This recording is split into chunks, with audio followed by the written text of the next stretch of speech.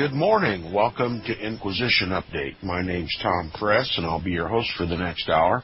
You're listening to FirstAmendmentRadio.com. Thanks for tuning in.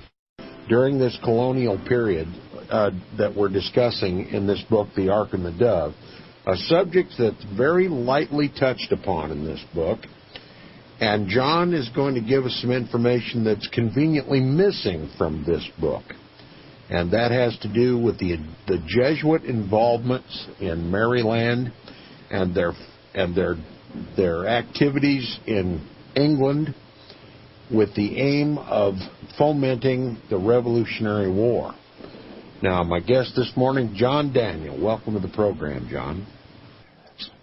Good morning, Tom. I got a little treat, I guess, here this morning for your listeners, and I pray that there are listeners out there that can hear.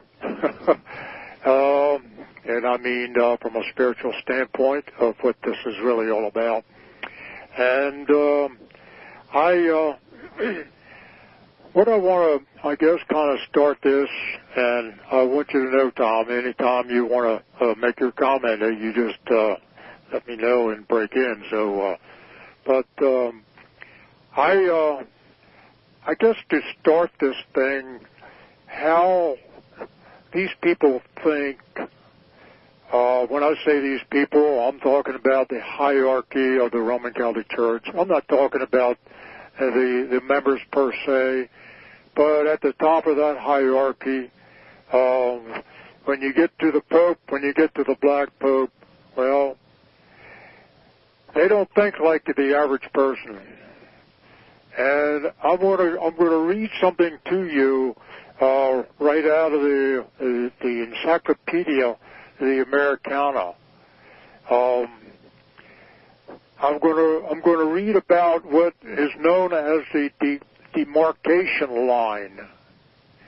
And what brought this on was that when the explorers began to go out of Spain and out of Portugal, and most people, you know, in your high school years, you learned about, at least I did, I don't know what they're doing today in the schools, but you learned about, you know, the great explorers that would go out and where they had discovered, so to speak, if you want to call it that, the other parts of the world.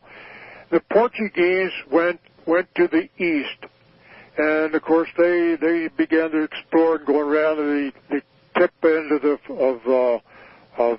Africa, and coming up around the tip and then going out there in the East Indies and so forth, and India, that all that area over there. That was to the Portuguese. And then Columbus, 1492, you know, went westward and discovered, what they say was America. But in the process, these great discoveries from the King of England, the King of Spain and the King of Portugal, they began to have wars between the two of them because of the different possessions. And so the Pope steps in. And what I'm trying to stress and what I'm trying to get across here, the Pope believes literally that this world, this globe, this planet Earth is his to rule from a spiritual standpoint and also a temporal standpoint. And so he steps in. And he says, hey, I don't want my little children here to fight and squabble among each other. And so we're going to set up a line here from the North Pole to the South Pole. And it's going to run right through the island of the Azores. And so that will be your line. Everything to the east of that line will belong to the Portuguese. Everything to the west of that will belong to Spain. And so it was. And that was it. Plain and simple. And as we get into our little presentation here this morning, and just to show you that this is a fact, I'm going to read here just a couple sentences here out of the Americana Encyclopedia. It says, demarcation line of the boundary established May the 4th, 1493 by Pope Alexander VI, who assigned to Spain all the land she had discovered or might discover west of a line running from the North Pole to the south, distant 100 leagues west of any of the Azores and Cape Verde Islands. And it goes on to say that that everything to the west of that, to the Portugal, the same conditions, all the territory she had discovered or might discover, cast east of the same line. And so you can understand when you believe these things how arrogant and pride all sets in. And so the average person isn't anything. They're nothing. But we own the world. And we are everything. And so this concept in their mind, this mindset, sets the pace of the arrogancy of the Jesuits and how they operated. And this is what I want to share here this morning. And I'm reading, and I think I had made mention of this in one of the other times I was on Tom's show, that I got a 4-set books, The History of the Society of Jesus in North America, Colonial and Federal. And the author is a Jesuit. His name is Thomas Hughes. So I'm going to begin reading a few paragraphs. And I'm going to tell you what. You are going to be fascinated with some of the things that parallels this book that our friend Tom here, the host of the show, and he's reading the Ark and the Dove book. And so this parallels that, and but it magnifies it. These are complete volumes that the Jesuits, this is a historical volumes of what the Jesuits did in North America. And what I'm trying to lay out here is that there is no doubt that the Jesuits were active. That's what their whole organization is about. That's right. And so, how in the world can anybody believe otherwise? Hey, if you're going to colonize, well, the Jesuits are going to be there with both feet. And you can believe one thing. They're going to put their every effort to establish themselves and what they believe and what they teach for their church and for their own organization. And what I'm going to share with you here as I read these words, you will see yourself what they say, not John Daniel. Not John Daniel, but the Jesuits themselves. I'm going to read a few paragraphs here. I'm reading on from what is known as the text volume 1, and the dates are between 1580 to 1645. And I'm reading on page 142, and it says this: the rise of the Society of Jesus in England dated from the year 1580, and that's where this date of this volume starts. Its introduction into the new sphere of colonial activity took place in 1633. Now, you know, if you've been listening to Tom, that 1633 was when the Ark and the Dove sailed from England. And it says It was 53 years later from 1580. Between these two dates, the spirit of colonial enterprise, which had scarcely asserted itself before the earlier one, pressed forward and took possession of the Atlantic seaboard in America, from Newfoundland to Carolina, and to the Isles of Antilles far further south. Amid the various motives which were set forth in actuating these undertakings, that of propagating the Christian religion was given a prominent place. And in theory, the dictates of religion and morality were so far respected that the ostensible right of a divine religion to be preached everywhere did not ostensibly deny the rights of aboriginal natives to keep a footing of their own somewhere. Whether for moral motives or prudential reasons, the natives did not suffer damage all at once.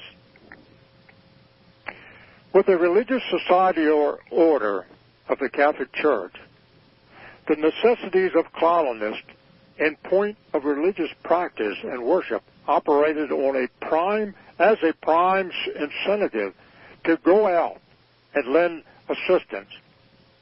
And with a missionary society, the claim of barbarous nations on the zeal of charity of priests commended a prompt acceptance of the invitation not to lag behind when temporal and secular interests were running so fast and far before.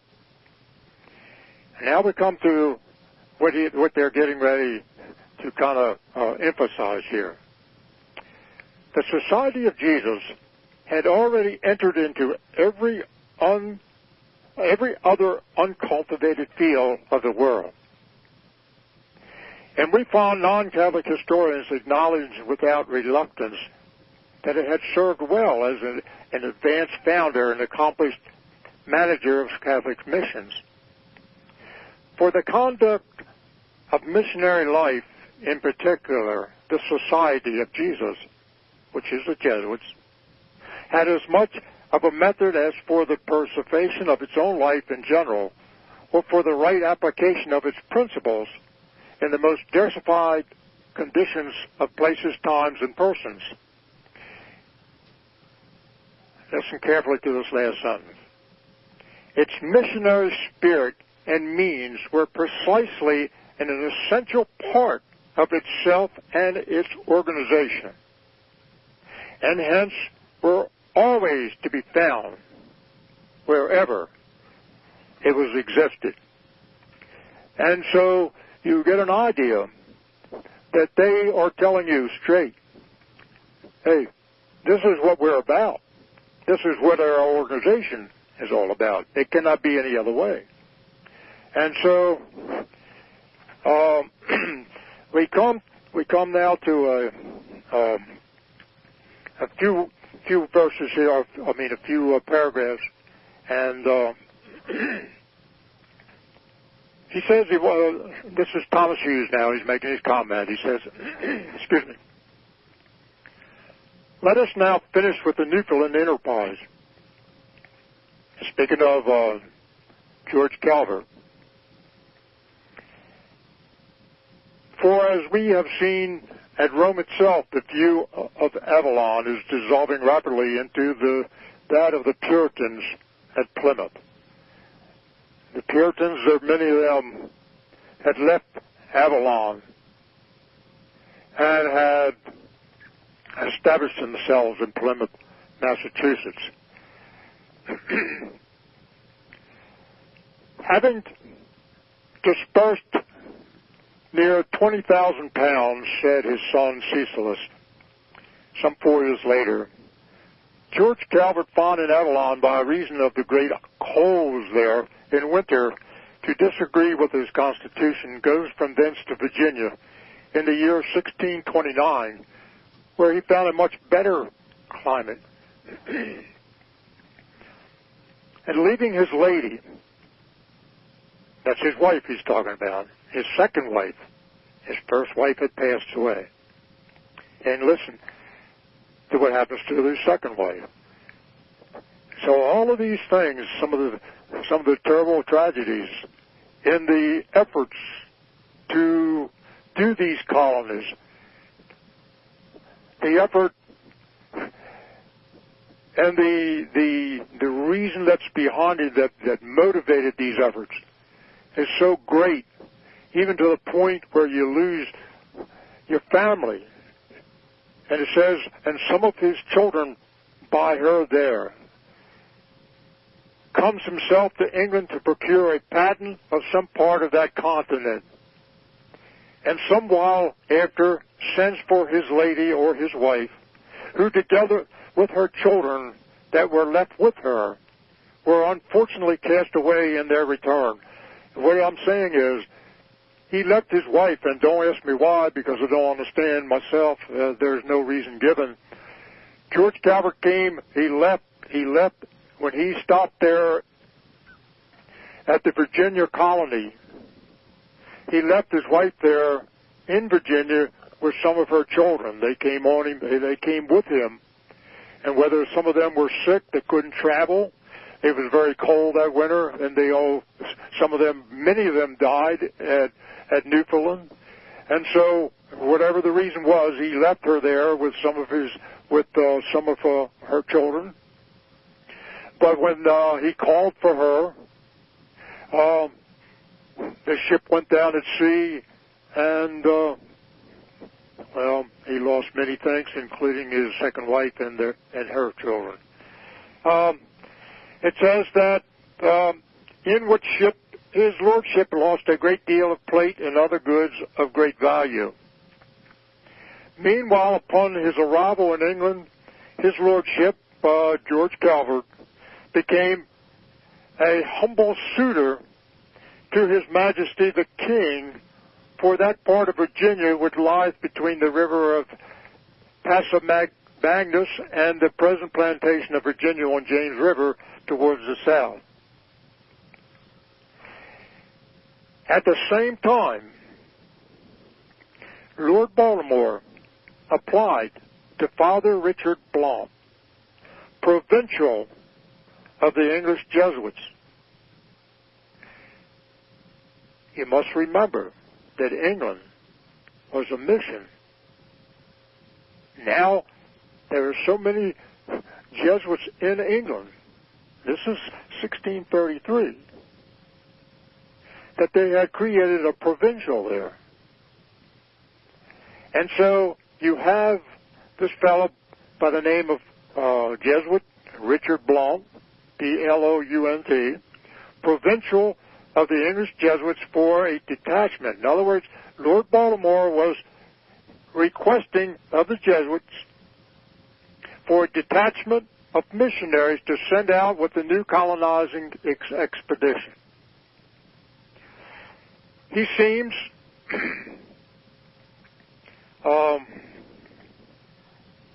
lost my place here, hold on a minute. He seems to have told Simon Stock so in terms which intimated that he counted with certainty on their cooperation, insomuch as the fathers of the society had a mission or commission especially for those parts of America.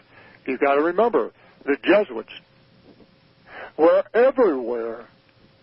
And that's my whole point this morning, is to let folks out there to understand this isn't something that everybody knows today because it's all been hushed up, but the Jesuits were everywhere, everywhere. And as we continue to read here a little bit, you're going to see what I'm talking about here.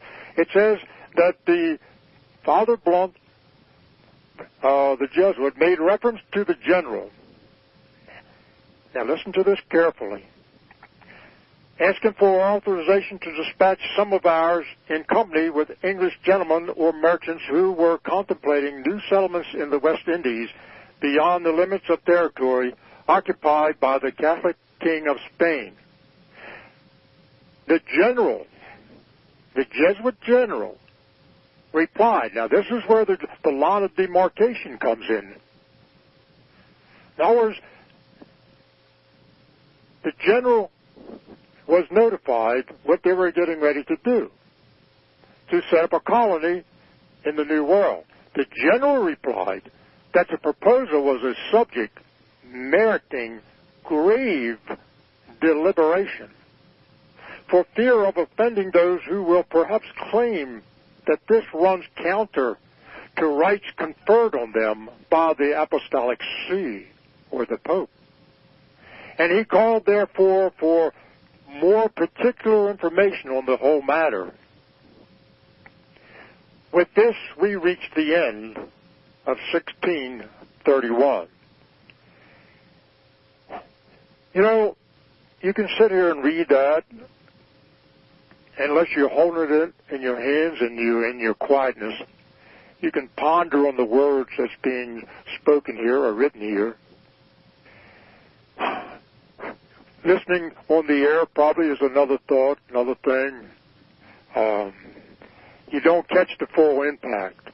We're about ready to come up to the station break here, and I got some incredible things I'm going to be reading now from text 2, volume 2, text that is going to amaze you. It's literally going to amaze you. So you stay tuned here for a little while, and we'll be going into these other in this other volume. Okay. All right, John. Well, we're coming up on the end of the first half of the program, but John's helping us try to understand some of the Jesuit dynamics at the time of the formation of this Maryland colony.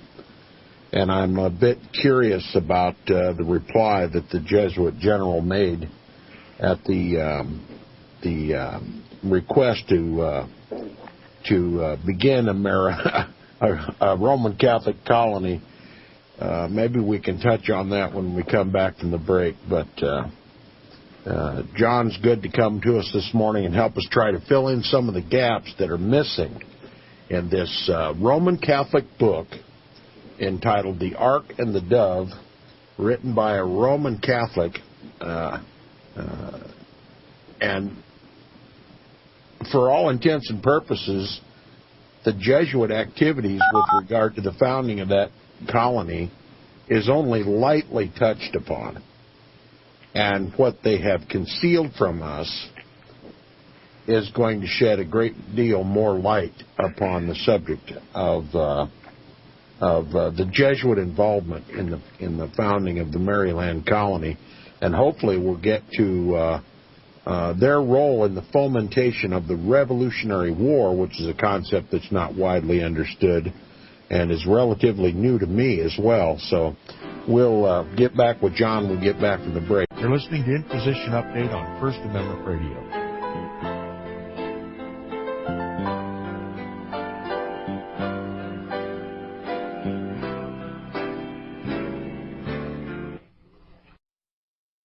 You're listening to FirstAmendmentRadio.com worldwide. Freedom is never free. We need your support today at FirstAmendmentRadio.com. Hear it first on FirstAmendmentRadio.com and FirstAmendmentRadio.net. I know you all want answers, and believe me, so do I, and I'll do my best to get them. Have you seen the Left Behind movies? Have you read the Left Behind fictional book series? Not everyone believes Left Behind is true prophecy. Some may even regard as conspiratorial the mainstream re-release of the Left Behind movie with actor Nicolas Cage portraying the main character as an attempt to further reinforce in the minds of all this perception of false prophecy in order to condition the masses for the play about to begin. Because they see the world stage shaping to fulfill what they have been led to believe is sound biblical interpretation, a left behind rapture scenario, this false view of prophecy is reinforced in the mind, not only of its adherents, but also includes those who have been merely exposed to the specific media. Is it possible that false prophecy can be fulfilled? The rapture theories have always been in dispute. Pre-trib, mid-trib, and post-trib disputes have risen up in exclusively evangelical circles of recent history, so that when true believers don't suddenly disappear, this element will easily go by the wayside when all see a new Jewish temple begin to be built. Will this be part of the great delusion that will come upon the whole earth? It seems that this great prophetic delusion has already overcome practically the entire American evangelical and Christian world. Get the book, The Rapture Will Be Canceled. To learn more, visit crosstheborder.org. That's CROSS, crosstheborder.org.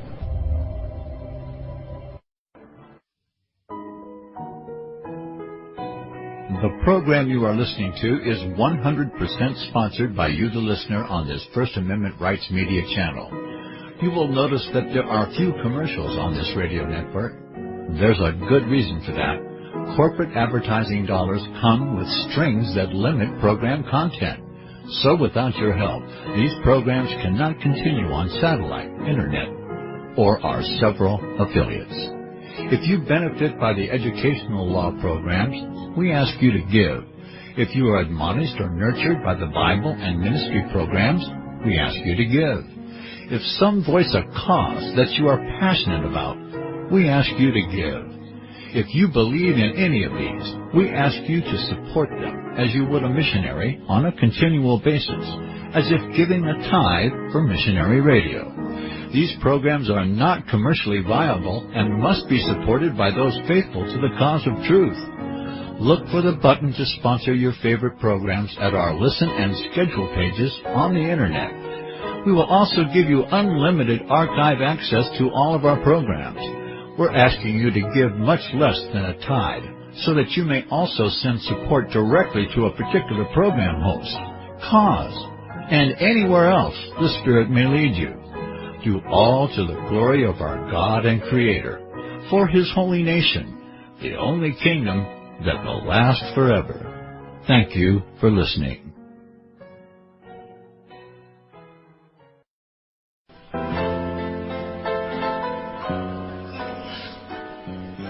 Welcome back to the second half hour of Inquisition Update on FirstAmendmentRadio.com. If you wish to contact me, please email me at tom@seawaves.us. That's tom@seawaves.us. tom@seawaves.us. And also check out the website, inquisitionupdate.org. And if you would like to support Inquisition Update, please support First Amendment Radio, who sponsors the program, and we thank Brother Nicholas for. Help us to keep this valuable information on the air. Information that you won't hear in the mainstream media or the alternative media, you won't hear in the churches, you won't hear anywhere else. This is information that's been hidden from us. Valuable information that helps us understand how it is that Revelation chapter 13 describes a second beast which causes the whole world to worship the first beast. How that second beast could be the United States, that would cause the whole world to worship the papacy, the first beast. Somehow, the Vatican got control of this country during its founding. And we've lived in this country believing lies. And John's helping us to sort that out. In the book, The Ark and the Dove, and the readings from Jesuit authors, revealing secrets that are kept from us, that keep us from understanding how it could possibly be, how it could be that the United States provides such a valuable role for the papacy in the creation of this global papal Jesuit New World Order. And if the impact of this information doesn't sink in right away, just be patient and keep listening to Inquisition Update, and we'll help put it all together for you so you can understand. Help support LibertyRadioLive.com with your subscriptions. Now, back to our guest, John Daniel. Thank you, Tom. Before I read further in Thomas Hughes' book, The Jesuits in North American, I want to read something because in my own book, and I'm quoting from a book titled "This Is the South."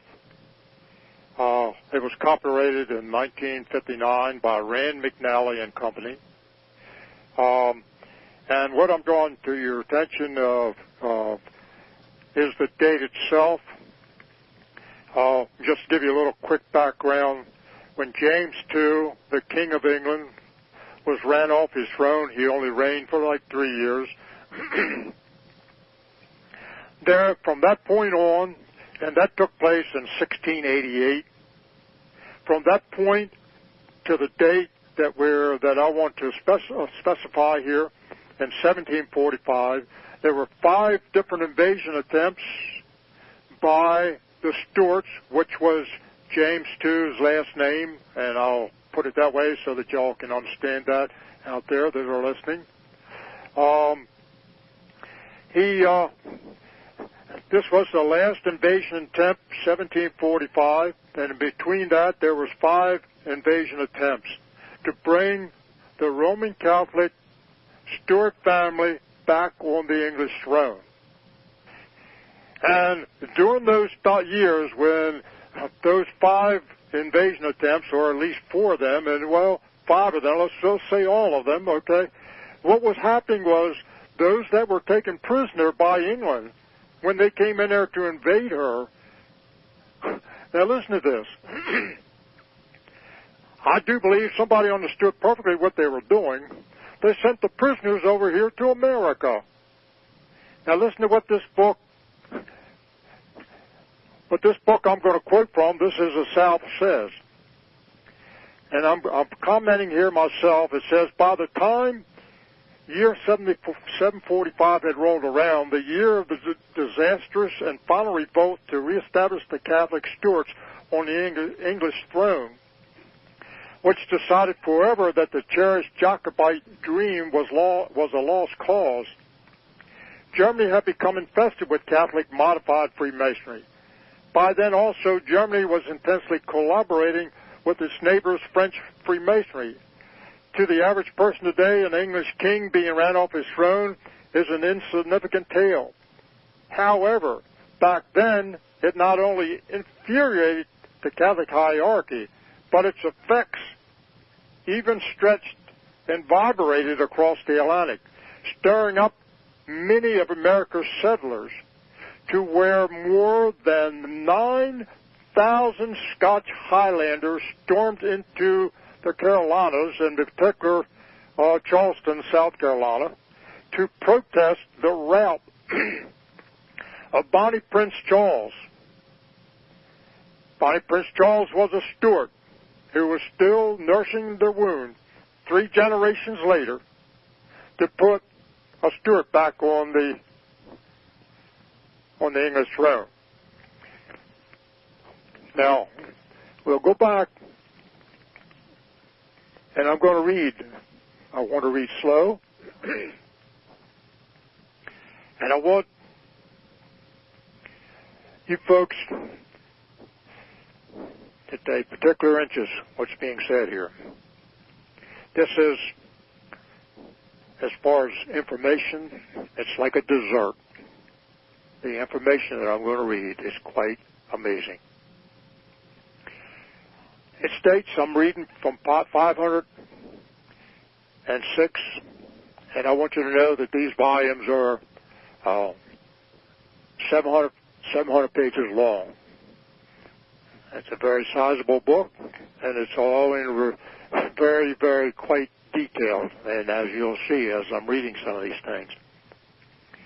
It says in 1756,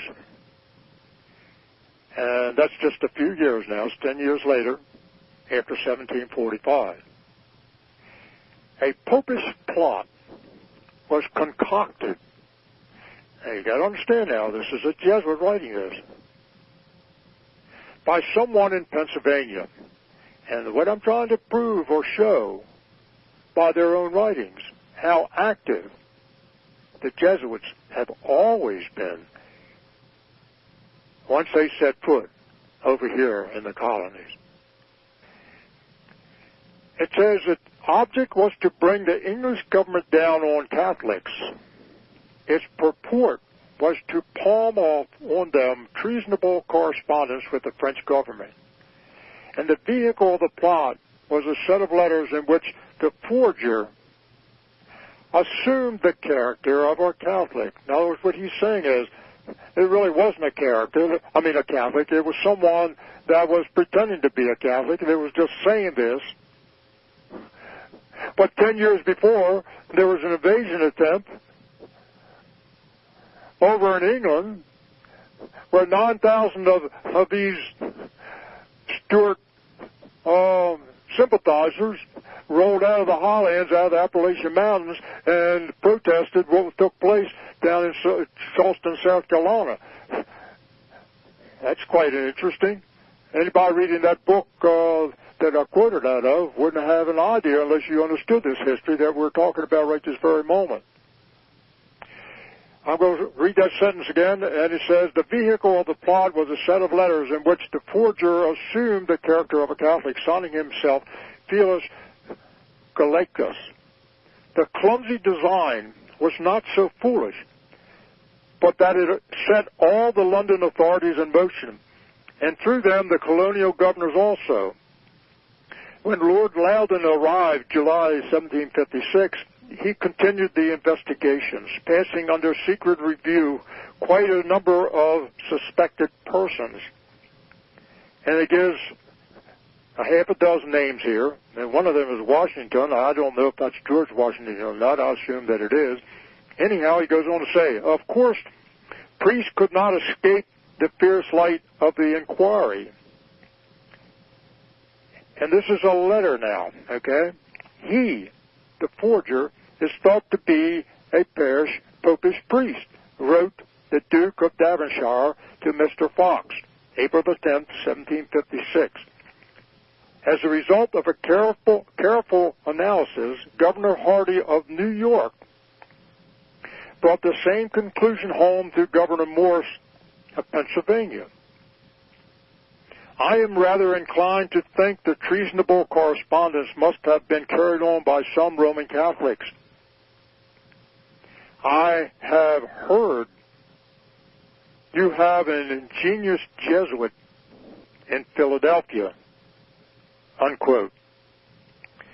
And now Thomas Hughes makes a comment. He says, and that's the author of this book that I'm reading from, the ingenious Jesuit was Father Robert Harding, a man universally esteemed. Well, of course, he was a Jesuit. Why wouldn't he be universally esteemed? Now listen to what this says. This is most interesting. You folks that are skeptical, that are critical of what's being said here,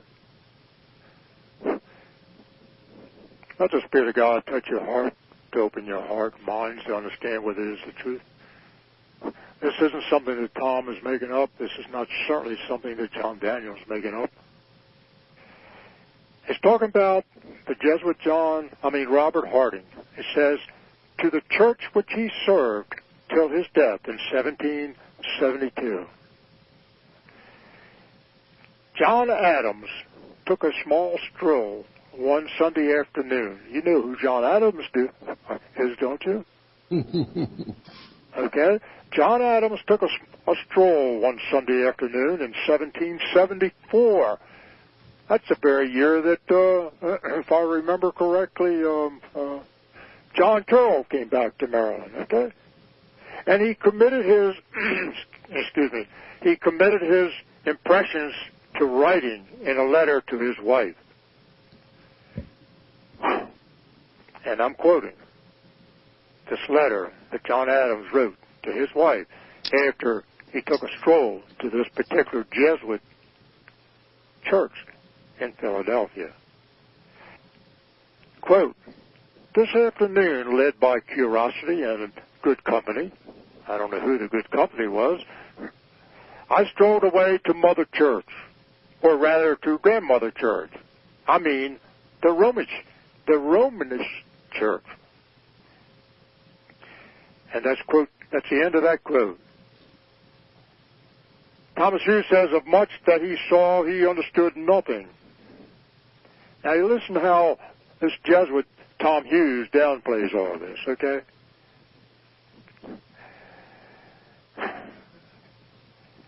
Of much that he saw, he understood nothing. The rosary, the Latin hymns, the manifold signs of devout worship, and the bowing at the name of Jesus. The priest's vestment excited his admiration, and a picture of the crucified Savior, his reverent astonishment. The good short sermon, the playing of the organ, the singing of the choir, and the hymns chanted by the whole congregation, most sweetly and exquisitely, all captured the fancy of the Puritan or Congregationalist. And he concluded, quote again, this is John Adams' letter again, okay? Here is everything which can lay hold of the eye, ear, and imagination. Everything which can charm and bewitch the simple and ignorant. I wonder how Luther ever broke the spell. This is John Adams writing now to his wife. The ignorance, now this is Tom Hughes writing again. That was the end of the quote. The ignorance which John Adams manifested was itself the answer to his question. This was on the eve of the Revolution. In the height of the Revolutionary War, the National Congress, listen to this carefully, my friends. In the height of the Revolutionary War, the National Congress, the general officers and citizens attended a mass in the same church for the repose, it was a funeral, of the soul, turn the page here, for the soul of Don Juan Morales, Spanish agent. It was reported that the President of Congress,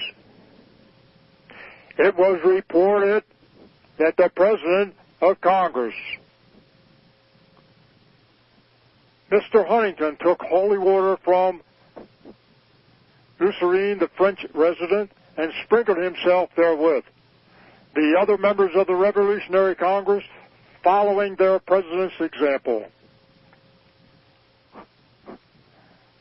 This suffices to show how the times were changing. But the sneers of the critics of some of those at Congress showed much there was still to change. It was 31 years, and what I'm going to lay out here, what this man is saying, Thomas Hughes, you'll get an idea of what was going on during the Revolutionary, before they ever won their independence. This is during the Revolutionary war years, okay? This is going on up there in Pennsylvania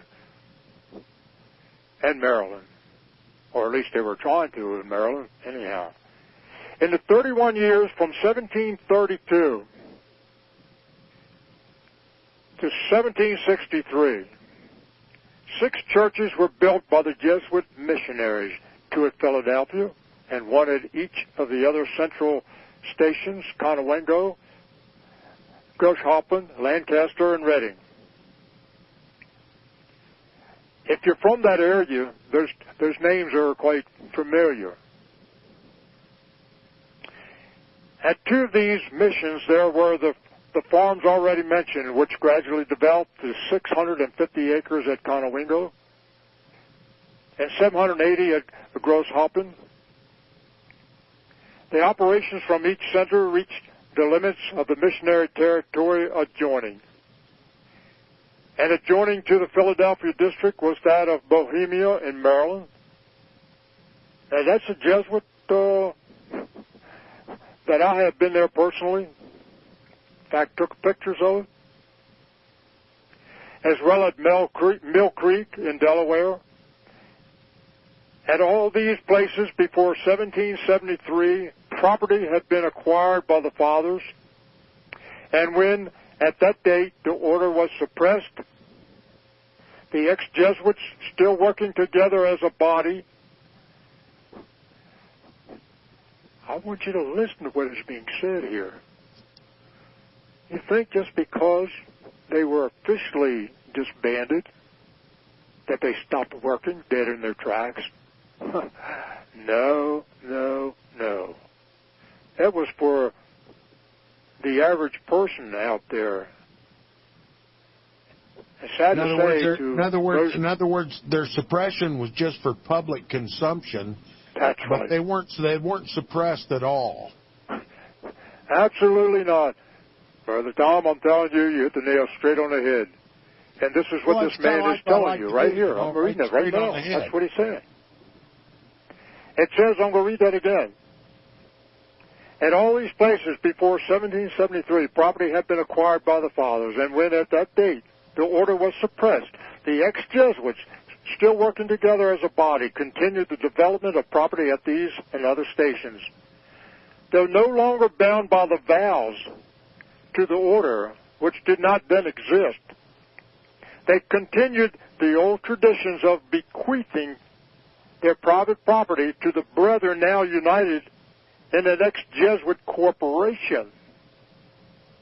You see, this was one of the bitter things that was going on. You see, when George Calvert sat down with James I to make up this charter, one of the things that he was excluding was what was called the Mortmain laws, that refused property to be given to the church or to the clerics of the church by anyone. And so they could not own property in England. But George Calvert, sitting down with the counselor of the Jesuits, with James I, made that an exclusion in the charter where they could own property when they came to Maryland. And so that struggle went on. When you read and understand what was going on over there in England, and then it was reflected over here in the colonies, that was flip-flopping back and forth. But the Jesuits made it a special effort to retain all of the property that they had gained here in the colonies, because the laws could not be enforced over here in the colonies like they could be over there in England. And so the ex-Jesuit, that's what he's saying right here, the ex-Jesuit set up a corporation to actually legally to be able to possess those lands and to hold them and not allow them to go out of their hands. Thus Jesuit Augustine Jenkins, Charles Sewall, John Ashton, Notley Young, all designated one or other member of the board as their heir to be trustee in the common interest. The history of the ex-Jesuit corporations we have given in an excursus in our documents. With regard to New Jersey, I'm not going to get halfway through this, so as we will come to the end, and next time we come on together on the show, I'll complete this. With regard to New Jersey, the baptismal registers of the fathers in Philadelphia show that their missionary excursions from 1758 to 1775 extended over that colony as far as the line of New York. Father Ferdinand Steinmeier, or Farmer, he always had an alias, was a successor at Philadelphia of Father Robert Harding. The work of education in Pennsylvania did not pass the grade of elementary Catholic schooling. The Jesuits were not strong enough at the period to found any college. The fathers who worked there were competent, indeed, for the highest university instruction, but the teaching of children was necessary. and a collegiate education not yet possible. And so we'll pause here a little bit, Tom, if you got a few comments that you want to kind of just dialogue here until the end of the hour. I don't want to take time. We've got about 3 minutes left, but it's striking that there's so much missing from our understanding about the Roman Catholic Church and the Vatican and the Jesuits' involvement during the Revolutionary War and throughout the colonial period. And this book, The Ark and the Dove, I was duly cautioned when I began to read this book. Tom, you're going to have to make lots of commentary when you read this book, because there's a lot of misleading information, or a lot of information lacking in this book, despite what it does reveal about the Maryland colony. There's a whole lot missing from the book, and that's why you're here this morning, to help fill in some of the gaps. Well, Tom, I pray that these little gaps here, if the person who's staying with us, can be filled in, and that they can connect the dots and understand these truths, because I'll tell you what, this is a vital, again, I bring this out, this is a vital information to understand that the Jesuits have never stopped.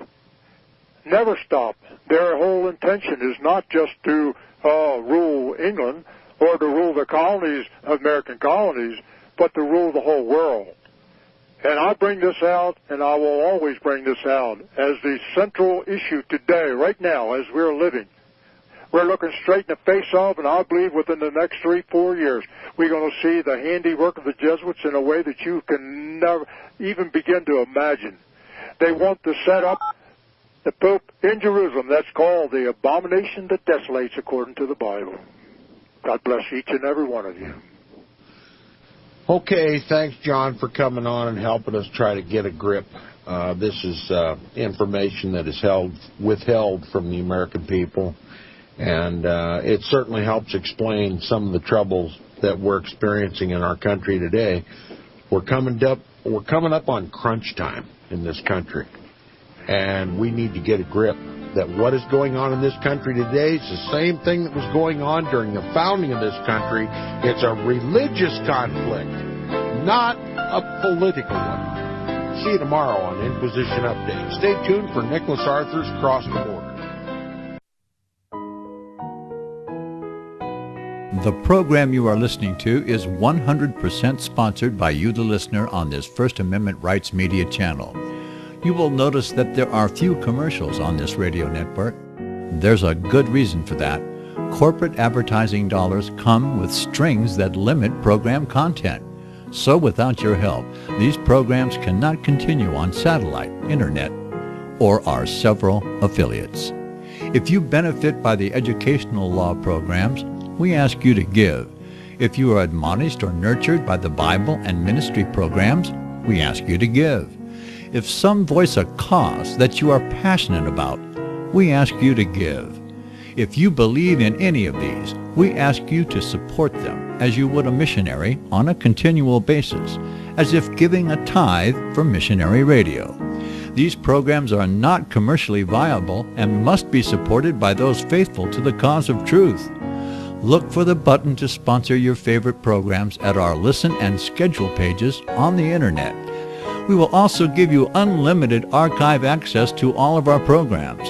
We're asking you to give much less than a tithe, so that you may also send support directly to a particular program host, cause, and anywhere else the Spirit may lead you. Do all to the glory of our God and Creator, for His holy nation, the only kingdom that will last forever. Thank you for listening.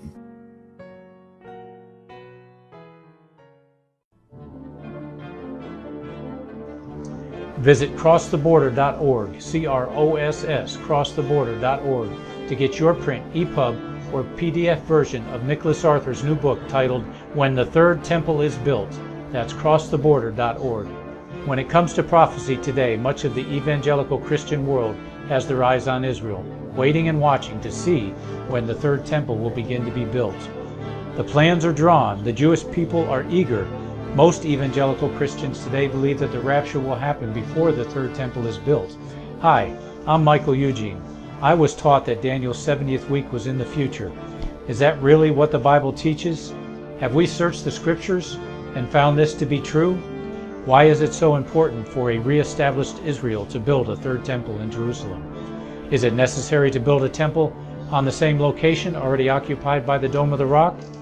Is it necessary for sacrifices to take place in the temple on Temple Mount? Is there really a rapture followed by 7 years of tribulation? What is the New Testament temple? Can we identify history and prophecy? Who is the first beast in Revelation chapter 13?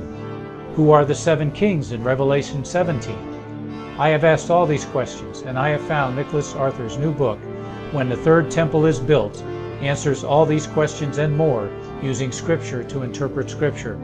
The Bible says that no prophecy of Scripture is of any private interpretation.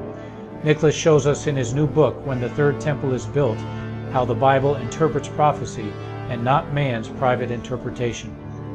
Visit crosstheborder.org, C-R-O-S-S, crosstheborder.org to get your print, EPUB, or PDF version of Nicholas Arthur's new book titled When the Third Temple is Built. That's crosstheborder.org.